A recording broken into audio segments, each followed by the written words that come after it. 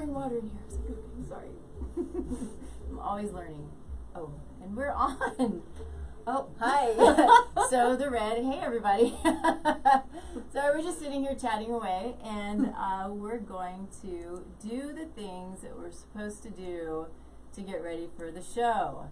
And here we are. Good morning. Nikki Burnett here, Taste Life Radio, streaming live on KUHS Denver. And this show, what is this show about? We are about truth. That's kind of what this has become, is really about truth. You know, there's so much misinformation in the world and on the internet. We have all of this information, and how do we decipher what's real, what's not real, what's good, what's not good, what's right for us and what's right for somebody else. And so, but then of course the goal is to have fun and bring on smarty pants people like Sarah, so we can have super fun conversations about real life stuff and what makes the world go round, but get the truth out there the best that we know it today. Science changes constantly, and so we are working always to bring the science that we know to be the best science today. And then tomorrow we say, oh, okay, so this is something new, or maybe this has changed, because that's what happens. So today I have on an amazing friend of mine. I have said this many times before. I surround myself with people who lift others up and lift me up, and who are smarter than I am, and who I can talk to and go to and have fun with, and all of these things, and Sarah is one of those people. So Sarah Eisenbud is, I'm going to do, a quick introduction. Then we have to go into gratitude, and then we're going to talk all about you. And then that's uncomfortable, but sure. So Sarah Eisenbud is a narrative therapist. Yes. Yeah. Are you questioning that? Or well, I'm just, you know that. I do know that. But you've got the acronyms, behind your name and all of the things. Oh, so, yeah. Yes. So you're a licensed professional counselor. Yep. But she has this certification in narrative therapy, which is, everybody's like, what is that? But it's this amazing world of practicing therapy, and so we want to get into that a little bit. But gratitude. We will always want to start our day with gratitude, and I'll tell you that this morning I got up late, and I haven't done it yet. So right now I'm going to start my day with gratitude. a little bit late, but a couple of things that I'm grateful for. We had a really long, week-long vacation last week, and it was in the mountains where there's no cell, no Wi-Fi, for an hour and a half away. So you have to really go out of your way to get online, to have a phone call, any of that stuff. And being up in the mountains and being with family, we do it every year, is such a great experience. We just love it, and I'm just super grateful for that. And then, of course, as always, I'm grateful for you, for being on the show, for being a part of my life. And, Sarah has helped me with clients. Turn the music all the way. Okay. I didn't turn the music. I thought I did. There we go. So Henry, the fearless leader, is giving me direction. So thanks, Henry. Anyway, so super grateful for you, for what you do and who you are, and for working with my clients, for helping me in multiple situations. And so thank you for that, and thanks for being here. Yeah, thank you for having me. Yeah. Okay, your turn. What are you grateful for? Oh, that's hard, because there's so many things that just pops up, but I'll go with what's true in the moment. I guess as I sit here with you, Nikki, I'm really grateful for Nikki. Helped me. My dog got really sick in the last year, and she just rallied around me, got advice from functional vets throughout the country, built this big program. And so this morning I woke up cuddled up with my dog in my new place, and then I sit here looking at you and I think, I don't even know if my dog would be alive if you hadn't found a way to help his nebulous autoimmune disorder get back under control. That was a tricky one, yeah. It was tricky. Really tricky, and I'm just stoked that he's here. I mean, and healthy and looking good and feeling good. Yeah, we all are. I mean, he's looking great. He had gotten to a point where he couldn't even digest proteins at all. And dogs, all they eat essentially is protein, so this is a problem. So he was starving to death while his body filled with fluid. Sorry, I don't want to. No, it's okay. People aren't No, it's interested okay. in my horrible. Well, I think it's important to know situation. what can happen. Dogs get sick. Sometimes vets, doctors, whoever, sometimes they're not trained in the nutrition aspect. And really that's a lot of what this was finding the proper nutrition and how to help his body deal with the nutrition. Absolutely. Right? And so it's okay, but we have to seek advice and seek people who know, and some people know different things. Well, and I mean, one of my closest friends is my dog's vet, and she was like, we don't really have all the answers or know what's happening. I was like, should I just go with Nikki? And she was like, yeah, see what Nikki has to say, because we don't quite know what to do about this. But either way, he's healthy and happy and bouncing around and barking at things and chasing balls, and so that's what I'm grateful for this morning. Is my and little Boone girl. was a rescue, so rescue's good. Trauma therapist gets a traumatized dog. Yeah, of course you do. Everybody's like, oh, did you choose the most traumatized dog you could find, just shaking in the corner? And the answer is, yeah, that's who I took home. Of course you did, that's okay, it's good. Trying to get my Facebook working here and it's not working, so that's okay. I feel like that happened the last time we tried to do something with Facebook. I think you're right. Yeah. All right, yeah? I mean, I'm grateful for so many other things, but I know. Yeah. Life is, we have a lot of craziness now, and so to focus on the things that are not crazy, the things that we're grateful for. This is what, these are the things, if we all start to focus on the positive and what we have and not all of the craziness, maybe we can start to bring ourselves out of the craziness. Sure. Right? I mean, that would be my hope. Maybe it's a little out there and, people are like, oh, whatever, But I think it's true. If we were all to make a concerted effort to just work on yourself, and work on what you need, and work on what is you're happy with and what you have around you. Sure. I think that it could make huge change. Yeah, absolutely. I mean, I've been really impressed with the resilience of my clients through this period of time. Interesting. And some people are just really struggling, and this is something that they're not able to work with particularly well, but others have taken advantage of the time to turn inward, to work on projects, to be contemplative, to assess what really matters in their lives in big ways where I don't know if all the distractions of movie theaters and going around and work and constantly doing, if that hadn't been removed, I don't know if people would be getting down to some of this, just deeper internal work. So that's something to be grateful for too. Yeah, I agree.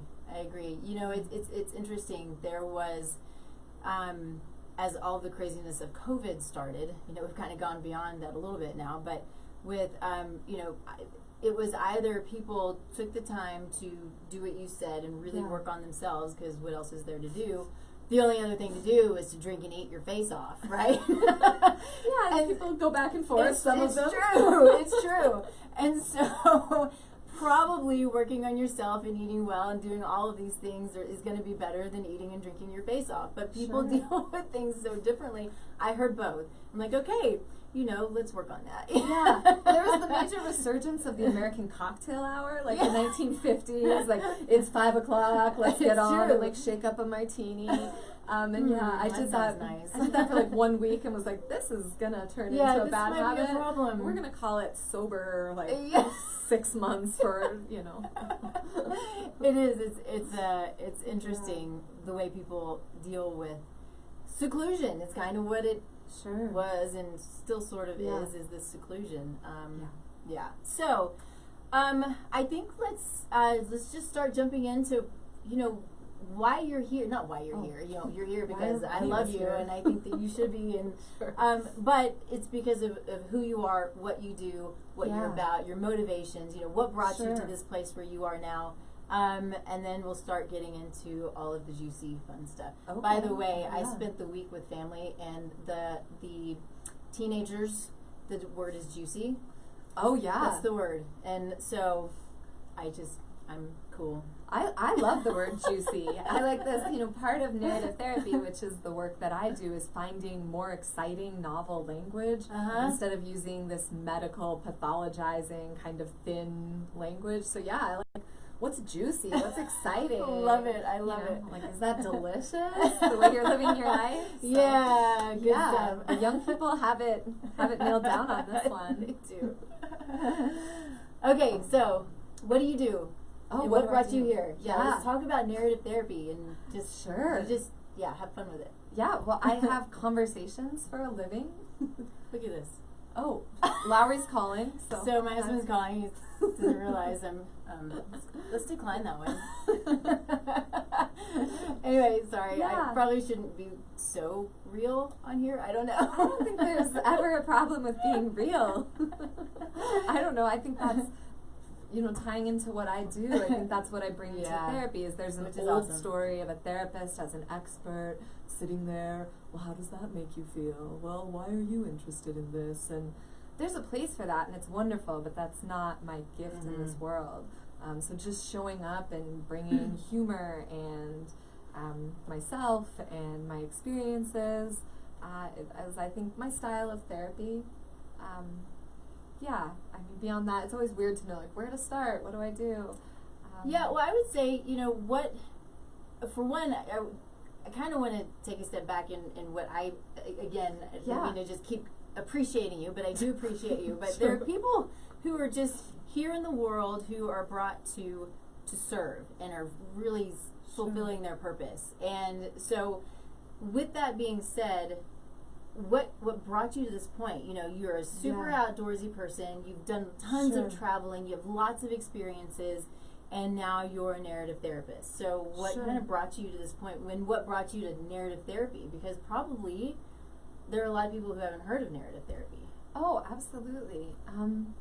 I guess a good place to start would be that I emerged from a lot of darkness. I had a significant amount of trauma, addiction, just sort of volatile behavior that characterized the early parts of my life, like into, early, mid-adulthood. And so I think that journey led me to become a seeker. At that point, you look for what works, how do I change this, how can I possibly live in this world, because it feels like a bad fit. Me and my nervous system, which was highly sensitive, it all just felt like this is really hard to be a person in this world.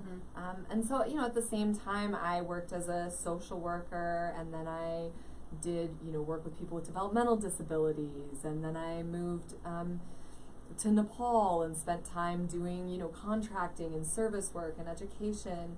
And all of that led me to a point where I wanted to find something that actually worked to help people. I saw all these things not working. I saw people just suffering.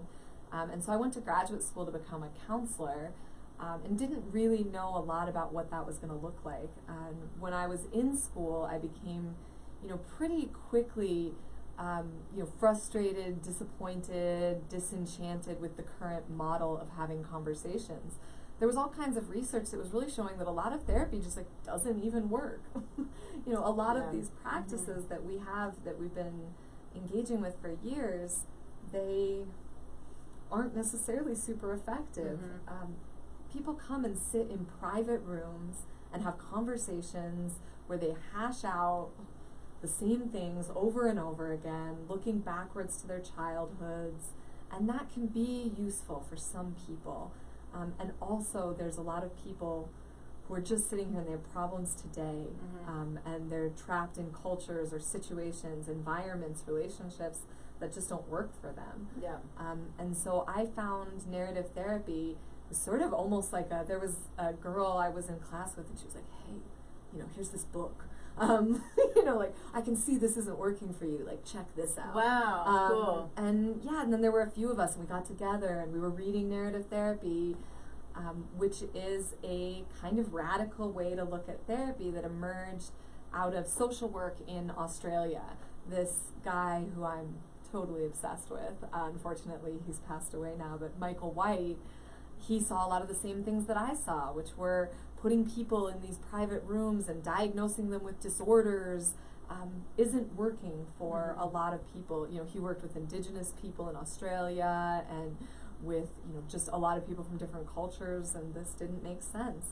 And so he created a new kind of therapy that is centered around a few tenets. People aren't problems. Problems are problems. I love that. Yeah. Wow, yeah. That's like holy smokes. Yeah. Yeah. No, people are people. Yeah. With unique sets of skills, abilities, wisdoms, histories, resiliencies, and they have problems sometimes. Yeah. But looking at a person as fundamentally broken is maybe not super useful. Right, yeah. And so, also he talked about there aren't true and untrue stories, which is kind of, you sit here talking about truth, but it's like, what is that? If I say, you're depressed, you have X, Y, and Z, is that true?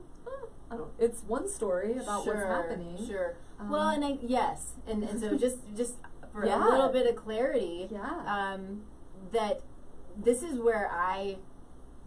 why I don't do things. So therapy is not as tangible as like biochemistry, right? No, it's not. Which is why she shines here, because this is why narrative therapy. You tell yourself a story. Well, let's change that story, and let's look at it in a different way, which is beautiful. Whereas, and I'm like, she's helped me. I'm getting chills. She's helped me look at things in different ways. I'm like, okay, I need that in my brain. I think we all do. Yeah. Whereas for me, when I talk truth, it's really a lot about the, it's science, it's biochemistry, it's data and this kind of stuff. And therapy has data and science, but then, what is the truth that you're telling yourself? And then what is maybe the truth that could be or should be? Is that a way of... is most useful, I think, is what I like to go to. Is like there's, if we imagine biochemistry, there are pretty good ways to measure the data that's coming in, and we can take it down to small data sets. Like, here are these proteins, or these, I'm not going to talk your science, but here are these, and we can look at them. When we look at our lives and our relationships and our patterns, the data set is too big to draw meaningful, truthful, objective conclusions. Radical empiricism doesn't work for people's lives. Because if you imagine every moment of my life, every thought, every feeling I have, I've got a data set that's not particularly analyzable. No. And it's yours. It's nobody else's. Yeah. And so, the problem in most people's lives, I think, comes in because naturally we do make patterns out of that. I'm going to take all of these moments in my life, and I'm going to use whatever framework somebody's given me to pull out a story. So maybe I've got a time that that my mom said, are you sure you need seconds? Or that somebody, if we're looking at food, or that, I heard that it's really bad to eat too much sugar, and blueberries have sugar in them. Or that, I really need to eat a low-fat diet, or something. All these data points, and I'm going to think about moments when I couldn't fit into a skirt, or moments when got really good feedback on my body, and I'm going to take all of those and create one story, which might be, I'm fat and nobody loves me.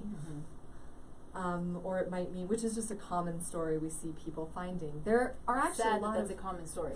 It's really sad. Yeah. And there are a lot of other data points. There are data points when my body really felt good and supported, or I went and climbed a mountain and it felt incredible. She's climbed a lot of mountains. I've climbed a lot of mountains. And they mostly felt incredible. Yeah. And a couple felt awful. It happens. But that's sort of what narrative therapy is. It allows us to go through and parse out, what kind of story do I want to have? And then we pull out things, and they're true. It's not like I'm making up some fake story, being like, oh, it's all sunshine and roses. It's saying, okay, we've got all these things. They're all true, but they're competing with each other. And so we get to re-author that and change. And I re-author that. I like that.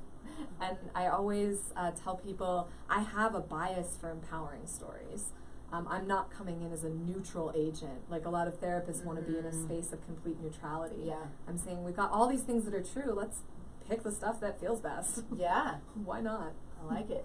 So I think that's like a probably too in-depth background on narrative therapy. No, I think that it's important. I think it's an important thing to understand, and why why your work is important, and why there are a lot of people out there who don't know what it is and how beneficial it can be. Sure. Which is why I want you here, because more people need to know. Of course, she's super busy, so But I mean, I don't know, busyness again, like that's sort of a cultural story. That's like, I'm so busy, which makes me morally good or something. Like, am I that busy? You have a lot of clients because you do a great job.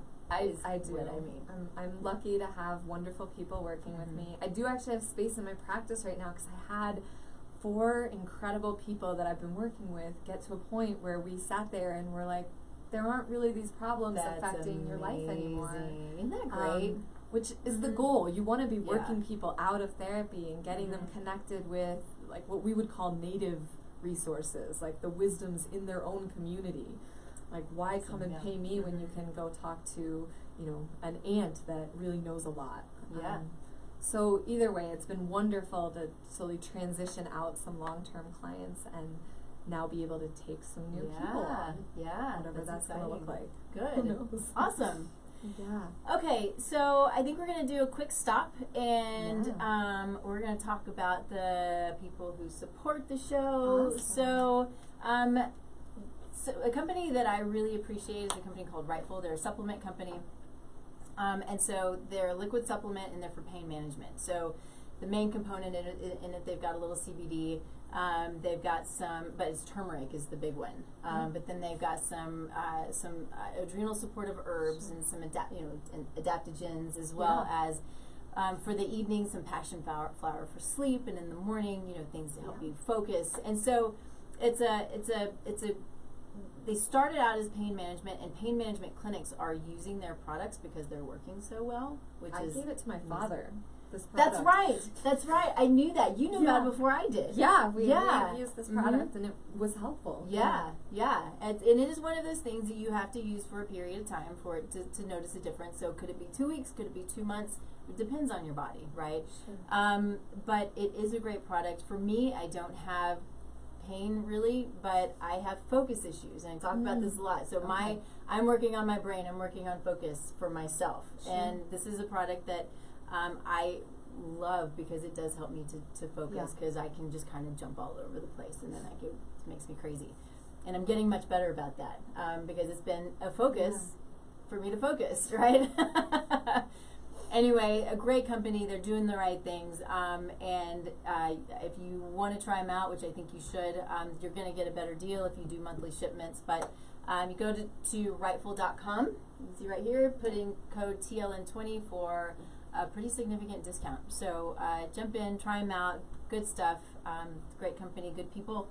And let's move on into some fun stuff. Let's talk. Now we're going to get into the juicy stuff. So the goal of this is we have, I think, multiple goals, really. I know that we both have things that we want to talk about, but we really want to talk about, and I'm using your words here, but the intersection of nutrition and mental health. Yeah. Where they come together. Do they come together? I think we can all agree that yes, they do come together. I'm curious about what you see in practice, and then we want to move into what it looks like when it intersects, and what we can do, and talking about our body and our body's wisdom, and things that we've lost and things that we can try to bring back. And so those are kind of the juicy things that we want to dig into. But what do you see in practice when you're working with people? Sure. As far as nutrition is concerned and mental health, I know that these things come up in your consultations. I mean, I think in every case, people's relationship with food in a broad way is going to be either supportive or problematic for their mental health. But sometimes what we see is that honestly, people will come in for mental health concerns, and that's not really what the problem is. The problem is, like, are you anxious? Yeah, you drink 4 cups of coffee a day.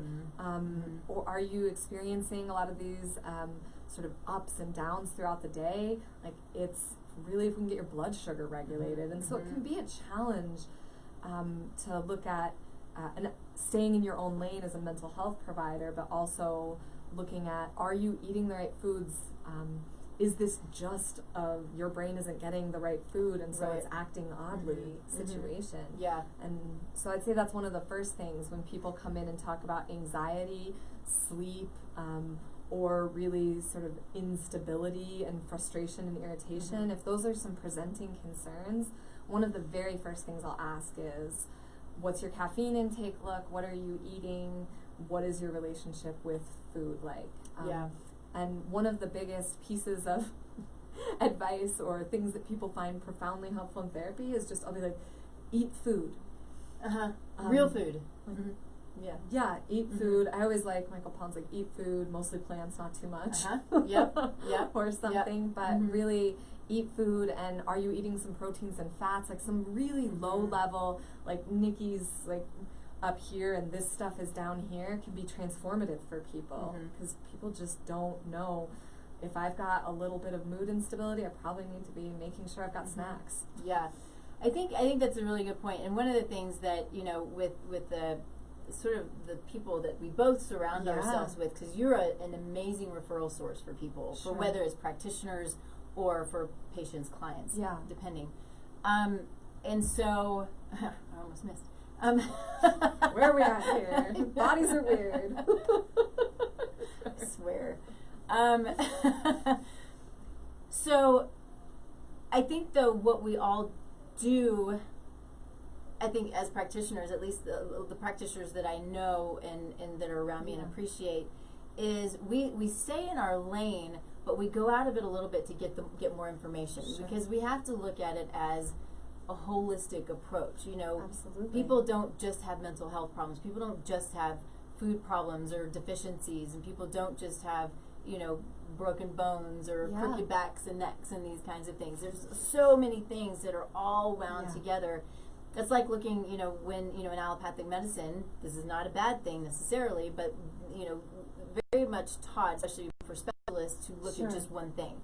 They have blinders on, I'm looking at this, we're going to do this, but we don't, it's a lot of times not looked at what the downstream effects might be. Okay. And so we want to do our best to look at it holistically and then say, okay, here's my lane, but what I know is you need to go see Sarah, or you need to go see someone else, or vice versa. You need to go see Nikki. Like, these are complicated concerns. And so I think it's an important thing, and you know, you mostly stay in your lane because that's what you know, you do what you know, but then knowing where to go with that is a huge benefit to people. And you know, to my clients, you know, Sarah can't ever tell me who comes to see her, but they come to me and are like, we love Sarah. That's sweet. That's sweet. It's always, she's so secretive. I mean, I'm bound by like a pretty intense license and some laws that are like pretty overwhelming. But I mean, what percentage of the people that you work with would you say have, you know, when they're talking about some of the problems that are influencing them, have things like anxiety, restlessness, frustration, like things that would traditionally be called mental health concerns as part of what they're consulting you for? 75%. That's what. Maybe 100. You know, probably by the time. Well, some of that might just come out of, because I've got other health concerns, it's creating some frustration, worry, those kind of things. But it becomes this chicken and the egg proposition where we have to tease out, like, are you having some concerns and worries, and then they're making your body go, you know, or is your body like, understand it, and so you're frustrated all the time. It's true, and it is a hard one to figure out and understand, which is why, as practitioners, you know, we dig. I mean, we always have to dig, and if we're not digging enough, we're not doing our best to find what the underlying cause or multiple causes might be. Then we just spin our wheels. We can totally spin our wheels, and I think I've been guilty of this, especially earlier in my career, where I've worked with people, and you learn a lot in grad school, and you're looking at like the trauma or the relationship, or we just keep spinning and spinning our wheels, and my clients are not getting better, and then all of a sudden it'll occur to me, should you go talk to a nutritionist? Like, have I missed some big, that you've been coming in with a monster every single session, and I wasn't paying attention to that. I wasn't tuned in because I've gotten too focused in my idea of conversations and culturally constructed problems and things like this. Like, we're overlooking some fundamental nervous system stuff. No, that's a really good point. Real quick, just so you know, this is KUHS Denver, streaming live. It's very important to say, I know. We are one of the top stations in the country, so, I just learned last time I was in 2 weeks ago that we're hitting 96,000 people, just this show. Are you kidding? I now feel a little... And that's a month, but yes, 96,000 people. How cool is that? Yeah, sure. There's not just like Lowry watching at home. I know, it's interesting, huh? Yeah. So yeah, it's really it's why this is so fun, because we really have a reach, and we want to, we want to get the good stuff out there. Yeah, I want to get the good stuff out there. I think me too. Yeah, I'll share that goal with you. Yeah. Cool. And Henry is the amazing guy back behind, who's the one who always tells me what to do when I'm not doing something properly. Thank you, Henry. So let's get into kind of want to get into food and food and mental and emotional health. Things like you talk about the way we're set up for life sometimes. Yeah. And culturally, the way we're set up for life, and familially, the way we're nailing it, set up for life. Things like, and this was a discussion that we had, things like, you have to clean your plate. How often do you deal with something like that? Or is it more of an overarching, that's just what everybody, told their kids to do when we were growing up? Sure. Well, I mean, I think like a lot of this curiosity has come from me both clinically, and I didn't mention earlier, but it's an important part of who I am and what I do, is that I'm a secular Buddhist practitioner. I do a lot of mindfulness work, and also sort of neuropsychology based nervous system regulation. And so what you see is people have really destructive relationships with food. People have all these stories about how they're supposed to eat and what they're supposed to eat and where they're supposed to eat. And so my question that I'm still asking and grappling with is, why is it hard to mindfully eat? Right now people be like, oh, you gotta mindfully eat, like sit there and see what your body wants. Why can't we do that? Because our bodies are built for that. Our bodies are built supposed for that, to do, right? We've totally lost it. Yeah. Say totally. A lot of it we've lost. I don't ever want to say 100% of anything, but it's difficult, because I talk about this a lot when I speak, and I think it kind of goes back to, or part of it anyway, is when we feel pain, fatigue, brain fog, GI symptoms, whatever it is, there's this, I need to go get a pill. And so we don't listen to because what is it? If you've watched the show, you heard me say it, your body's going, hey, something's up. It's knocking on your door going, this is a symptom. It's been going on for probably a while. And it's hit the point to where there's a cell danger response. And so that cell danger response is essentially symptoms. Your body's done. It's like, I need you to do something. I need you to do it quickly, because I can't do this on my own anymore. The body, kind of like an airplane. There are lots of redundancies. The plane doesn't want to crash. The body doesn't want to crash, but in time it will, because the redundancies run out. And so that's when we have the symptoms, which then lead to dis-ease, right? Disease. And so we have come to a point, and I think it's very socially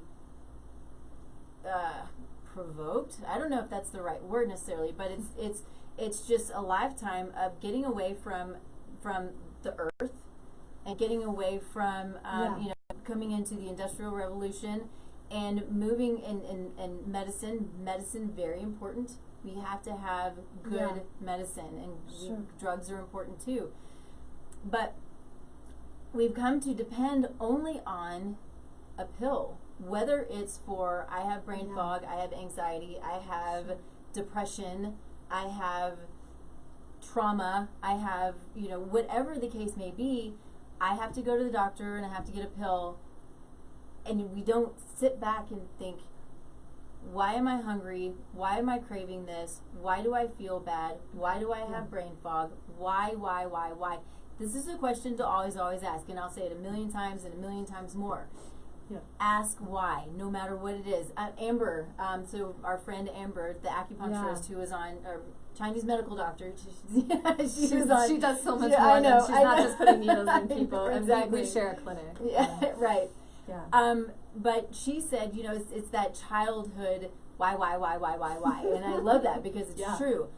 Don't stop asking why. If you have a pain, okay, well, I have an ache. Why? Well, because my belly hurts. Why? Well, there's infection. Why? Well, what's causing the infection? Why? Well, it's leaky gut. Why? Why is there leaky gut? Why? Right? I mean, you can go and go and go and go and go. Yeah. And it's important because that's what we do. Yeah. And that's why we dig. But what I want you to do is not just say, okay, well, I just need Prozac, or okay, I just need an ibuprofen, or a whatever. Yeah. So that was a long way of saying we have lost touch with our bodies. Yeah, and I mean, I think what I'm exploring now, and what a lot of research is also exploring now, is like, where does that begin? And we can, there's so much data, and it's too complicated. There's our whole culture, there's media, but, you know, I think in childhood, there's this beginning time when we begin to be told, don't listen to your body. You cannot trust your body. You instead have to trust me, your parent, your authority figure, your teacher, because I know better about what your body needs.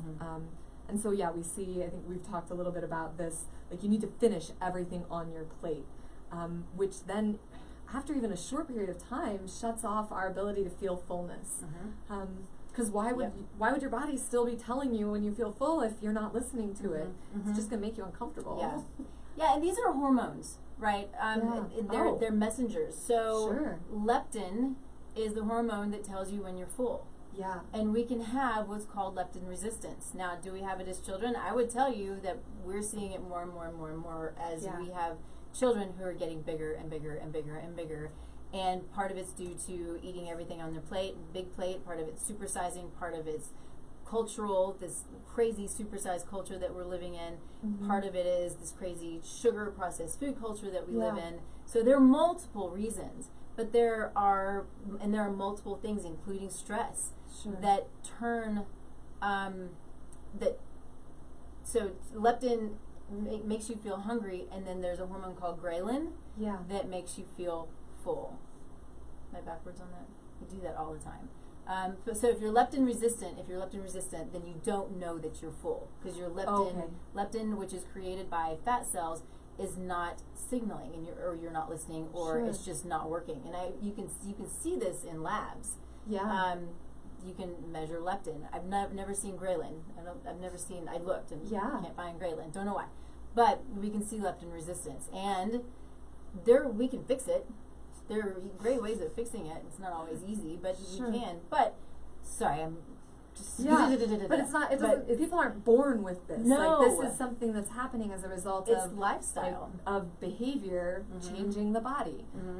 Because the body's pretty adaptive, right? I think it's the smartest and dumbest machine ever created. It's like how I like to talk to my clients about the body. You know, it's like this totally elegant piece of electrical, mechanical, biological engineering that was also trained during a time when we were running from saber-toothed tigers, so it can be kind of dumb. So it's got this complicated, beautiful leptin, and what was the other one? Ghrelin system. Yeah.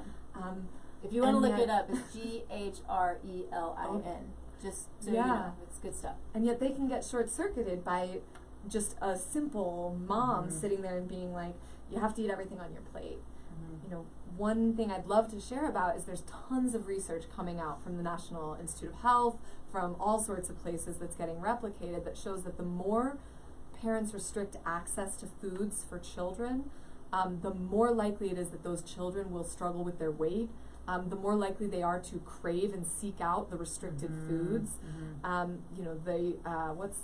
They talk about the language in some of these studies is like that highly controlling people's food intake inadvertently inhibits their ability to control their preferences. That's amazing. And so there's, comes this moment, and I mean, I get it. If you're like, you can't have any cocktails, Sarah, I'll get home and be like, now I'm gonna have a cocktail. Nikki. Now that you're not watching me, like I'm gonna eat those Cheetos or whatever it is. And so that, they're seeing it again across studies in so many different ways that the more we try to restrict or control or tell children how to eat, and that includes telling them you have to eat all this broccoli, you have to eat all of this. And parents are still doing it. Oh, we see for it sure. all the time. And I mean, I'm not a parent, so me either. Let's be two people without kids telling people how to parent their children. I love that. I do it all the time at work.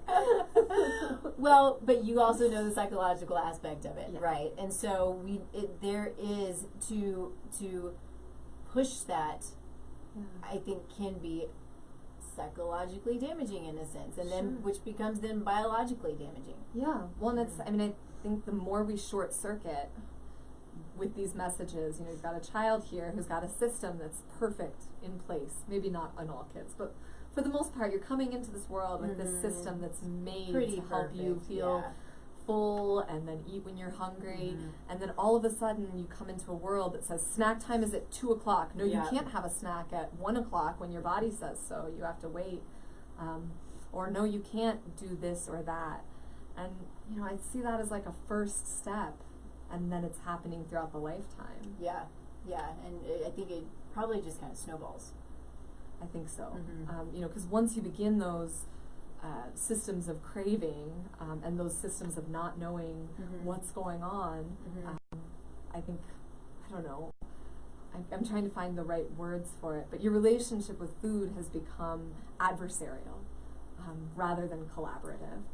That's a great way of putting it, you know, and it's another thing I'll say periodically is, you know, with food is amazing because it's just so much fun because we look at it, we either have a really amazing relationship with it, we have a terrible relationship with it, or it's fun, it's social. We see it as everything, all of these things except for what it is, which is communication. So food is a language, and food is what tells our body what to do. And so my hope is that if we see it as what it is and take the relationship out of it, you know, when I talk to people about this, you know, sometimes, not all the time, but there's the light bulb that goes off or goes on. It like goes off, it explodes into the light. Perfect, thank you. See? Switching the words, it's good. Switching the story. But using food or seeing food as a language and as a way that it communicates and gives directions to our body. So if we're eating food that is clean, that is from the earth, this is sending a clear line of communication to our cells, like directly to our cells and to our DNA. And then our body's like, okay, I got it. I know what to do. And things tend to work properly, right? I mean, there are lots of other factors involved. But if we're eating unhealthy foods, processed foods with, you know, the toxic glyphosate and pesticides and all of these different things, the body becomes confused. And so, you know, jumping around a little bit, but that's when the body becomes confused. That's when it starts to send out those cell danger signals, right? It's called cell danger response, but it's those signals that are saying, hey, there's something up and I need you to tell me what to do because right now I don't know what to do.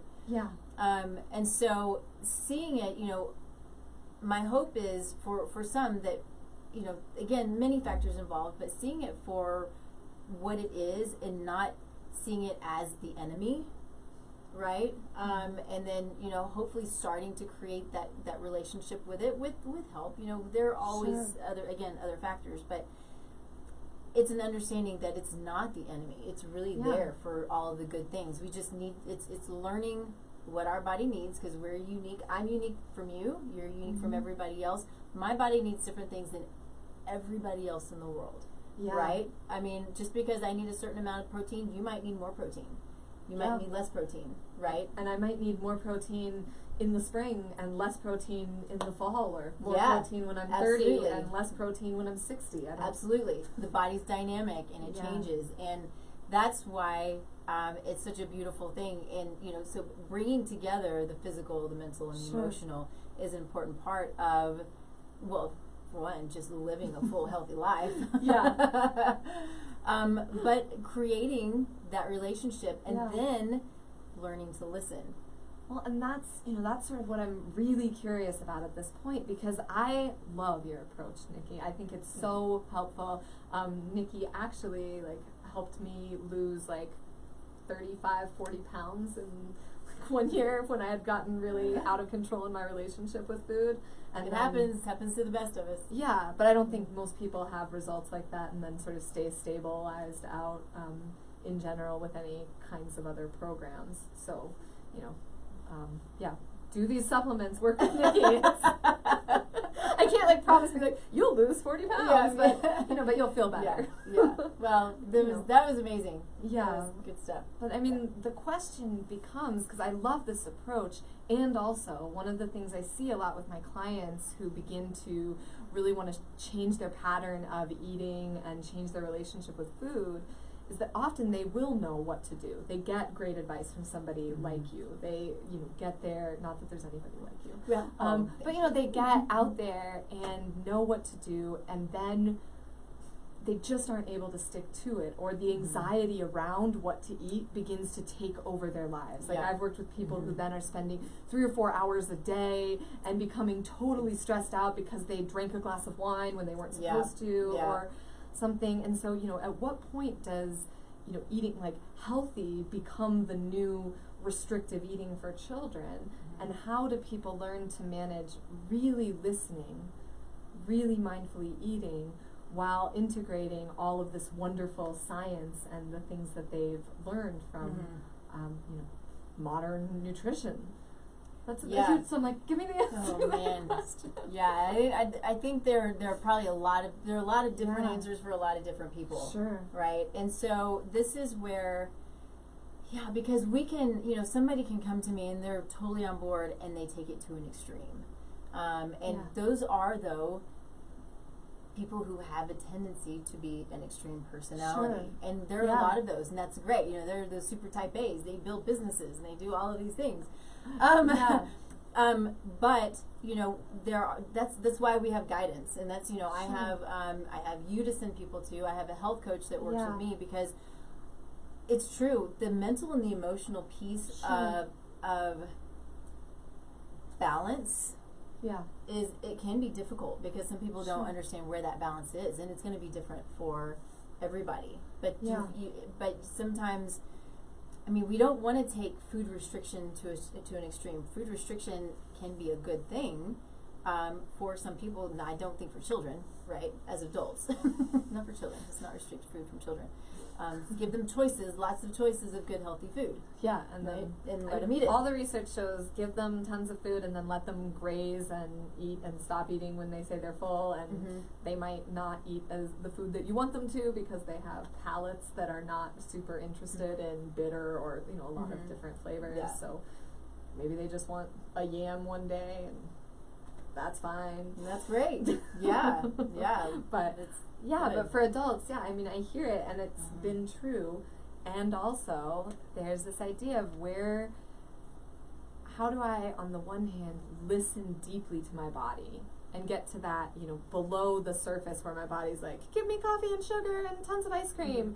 But underneath that, my body's saying this is what I need right now, while also having this story that's hey, you need to do this and this and this. And I think there's got to be a place for it. Well, it's an interesting thing. Things like cravings and the body's wisdom, but then our own brain and our own past, what that puts on top of that. Yeah. Right? And so, and that's another place of, and this isn't it's something that changes the next day. Everything's a practice, right? Yeah. What we do is a practice, and I'm always practicing listening to my body, and I'm not great at it, and I've been doing it for years, right? Yeah. But it is a practice of daily. If I'm craving sugar, why are you craving sugar? There's something that the body's lacking. It's not sugar, probably, but it could be that you need a boost in serotonin or dopamine. Yeah, right. I think we often see that people, again, the brain is stupid and smart, and so when it gets to a point where it doesn't have enough, sort of simple sugars are what it functions on, right? And so it says, I don't have everything I need to create the neurotransmitters and to get through the day. What's the fastest, quickest thing I can do, even if it's not sustainable? It's not going to sit there and be like, let me think out the next 12 hours. It's like, need food now. Sugar is the fastest way to jumpstart this. And it will work for 20 minutes. Right. Yeah, exactly. So, exactly. yeah. And so getting to the point, which is a practice, of starting to listen and understand, okay, but I need sugar, but what do I need? I need to go, I need to grab some food, but have healthy food, and I'm making it simplistic. I'm not trying to make it simplistic, right? Yeah. But, have healthy food in the house, have healthy food in the office, have snacks when you need them, and learn, try to start to listen and understand, okay, my body really doesn't want a Snickers bar. It doesn't want a Snickers bar, but it needs food. It needs something. Maybe it's deficiency. Maybe there's a magnesium deficiency.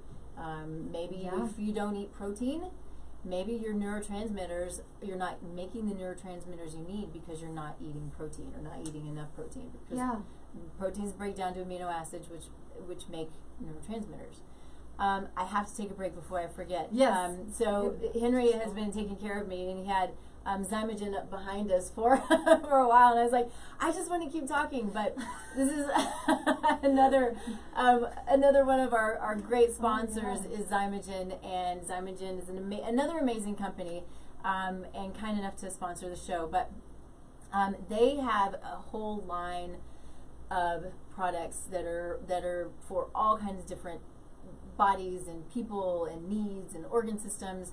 The one thing that I want to say is, just don't go purchase a bunch of supplements thinking you need a bunch of supplements, right? And supplements can be really healthy, and they also can create more problems. So you got to know what your body needs. But Zymogen is a great company that I use. They have data.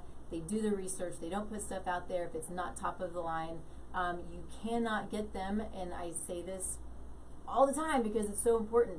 You cannot get them on eBay or Amazon, and you don't want to get these. You don't want to get any supplements from anywhere off of eBay or Amazon, because the data shows that it's not the same. It could be expired. It could be sawdust.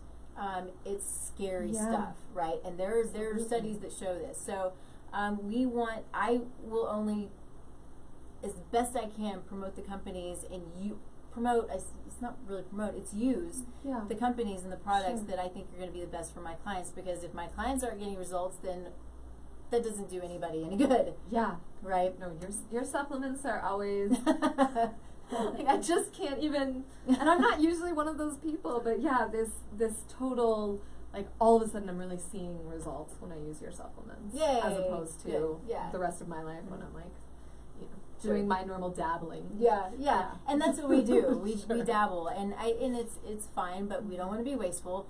Supplements aren't cheap. We want stuff that's going to work. So see somebody that knows what you need, that can help you find it. If you already know what you need, then great. Do it. I think that's perfect. But you got to have quality stuff, because you want the stuff to work. And we also don't need supplements all the time. So it's not like I got to take $500 worth of supplements for the rest of my life. You know? It is knowing what your body needs at that time, hopefully taking the supplements therapeutically, and then coming off of them, because you want your body to work on its own, and you want your body to get what it needs from food.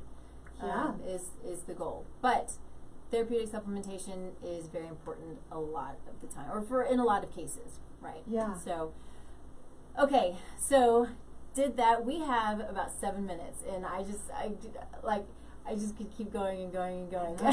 One day, we'll offer the all-day seminar when we get the answers to this to teach you how to both listen to your body as well as neurobiology research. So, man, it's the same time. So deep and so much. I think it would be like a year-long seminar. Maybe. Just like our book will come out. There you go. 2025. Yeah. Sure. So I think.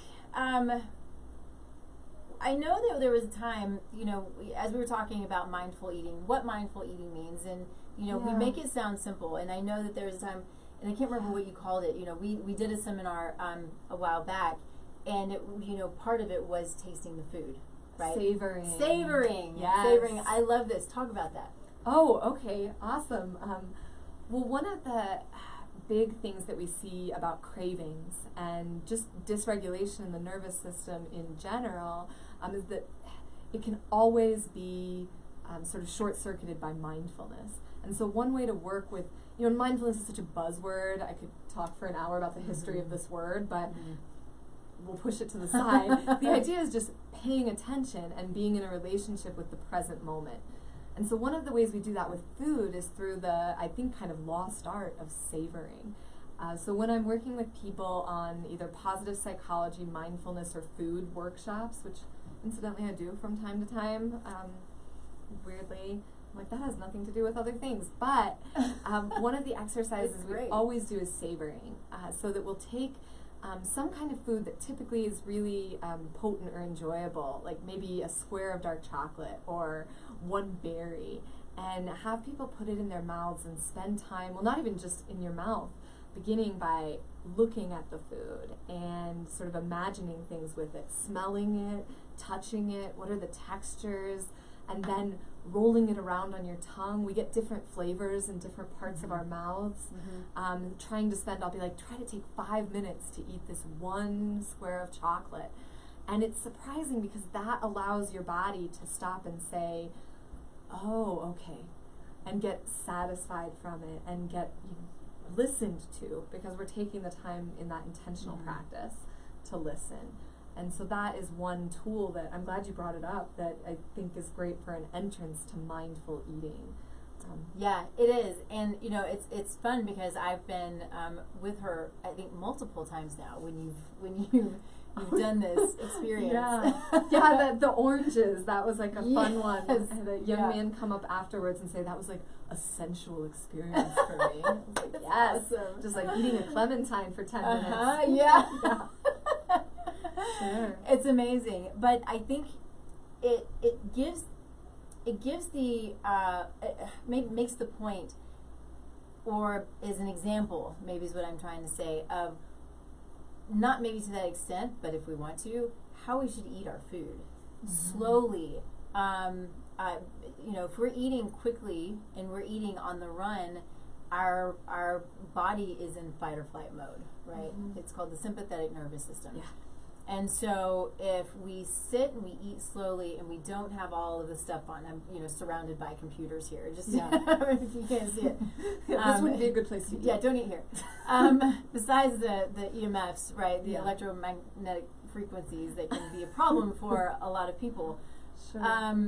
But enjoying the company you're with and thinking about where the food comes from. All of these things just slow you down. It slows your mind down, it slows your body down, and puts you into what's called rest and digest, or parasympathetic nervous system.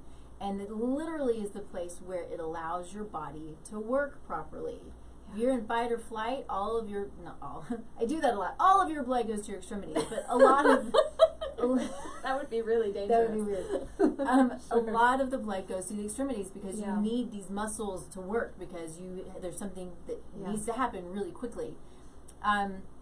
Whereas if you're in rest or digest, a lot of the blood goes to the core, allows your body to sit, to produce digestive enzymes, hydrochloric acid, to move, to process, to break down, and to utilize the nutrients, which is communication, right? And so it's such a great example of how to start paying attention to your food when you're eating it. I mean, in general, I know we have very little time, but I would throw out for mindful eating too, setting the stage, anything you can do to regulate your nervous system before you eat. Or if you think you're hungry, but maybe you're not, even doing 10 jumping jacks and then sitting down, like letting your body come back. Looking around the room and naming 5 things and their colors. Just sitting there and feeling your hands for a few minutes will give your body a chance to listen more intuitively to whether it's really hungry and what it's hungry for. And also stopping after you eat a little bit of something. So like, oh, I'm going to eat a little bit of this, this chicken. Body, do you want that chicken? Yeah. Okay, that seems good. Or like, oh, body, do you want to eat the rest of this apple? No, maybe not quite feeling it right now. Let's look through something else. And that's hard to do. It short circuits everything we've ever been taught about food. It's true. It's Yeah. true. It also helps us, you know, the slower we eat. They say eat slowly because it helps us to digest, but it's also the slower you eat and the more time you put into it, the more you're able to know when you're full. Because we eat so fast, and literally it takes time to get that message to the brain. We've heard this since we were children. We all know it. And what I try to do now, and I'm not great at it yet, besides just you know, eating slower, is I'll just sit back. Just sit back. Just lay back. Yeah. I'll just sit back away from the food and kind of chew and hang out a little bit, and then I'll come back to it. Because it just helps me, if I'm sitting back, it helps me just to not mow through, because I've been known to mow through my food. I used to be the slowest eater as a child, and now sometimes I'm like, I just gotta. See, you used to know how to do it. There's some part of you that does know. Everybody would leave me at the table. Literally, I remember this. Yeah. I'd be like, why am I still sitting here? But I guess I don't really even know, to tell you the truth, but I was the slowest eater, and it's just not always the case anymore. So but then people left you at the table. There were cues that were sent to you that wasn't an appropriate speed to eat at. Oh man, see? Smarty pants. I love it. So, you know, we talk about these things, and it's not, you know, I said this already, it's not an immediate change, but we want to bring in awareness and help you to, you know, maybe if it's necessary for you, and it may not be, but start that journey, whether it's, you know, making the small little changes, doing your own research. You know, we can sit here and talk about stuff all day long, but, you know, research, look at this stuff up for yourself. Whatever it is that I ever talk about or she talks about, you know, you don't have to trust and believe us. I mean, we want to bring you the truth, but, you know, you gotta do your own thing. And so, but start it, you know, take care of yourself. We've got this one amazing life to live. Sure. We don't know how long we have it. You know, people are like, I want to live longer. Well, we don't know if that's going to happen, right? But we sure want to live as well and as vibrantly and as beautifully as we can for however long we're here. And so that's why we talk about these things. Sort of want to send an invitation to seek out whatever felt juiciest about this conversation. The most juiciest. And you can go and dig into that a little bit more. Yeah, perfect. Thank you. Yeah. Okay, we're a little over time, but I want everybody to know how and where to find Miss Sarah. Sure. You can find me online at denvernarrativetherapy.com, and that's a website that I have. That's the best place probably, but if you just type in Sarah Eisenbud, there's different avenues that come through to reach me. I'd also put a quick plug that I have an intern here in Denver who's seeing couples and families. I saw that. That's amazing. Yeah, and he's able to see them from $10 to $60 a session. He is brilliant and gifted. I don't work with couples anymore because I'm not as good as him. But I supervise him, and so if you've got a relationship or anything and you'd like some support around it, it's unheard of to see a therapist at these rates. So reach out to me and I can get you hooked up with Andrew to do some couples counseling. Yeah. So can he do virtual? He does do virtual. Yeah, he does telehealth. That's a great question. We all do telehealth now. But yeah, and if you want to explore some of these things, your relationship with food more in depth, finding mindful eating practices that work directly for you, you can reach out to me too, and I am taking on a few new clients. Yay. Yeah. Awesome. All right. Thanks, everybody. This was a fun show. So I'm Nikki Burnett. My practice is Taste Life Nutrition. The radio show, Taste Life Radio on KUHS Denver. You can find me kind of everywhere. TasteLifeNutrition.com, Facebook, Instagram, all of the things that make me crazy, but you're so good at social media, I swear. I'm just at that age where it's like I need somebody young to help me. Yeah, either way, you're my social media hero. Like, I don't know how to do Facebook Live. Sure. So thanks for being with us, and we'll see you in 2 weeks. Bye, everybody.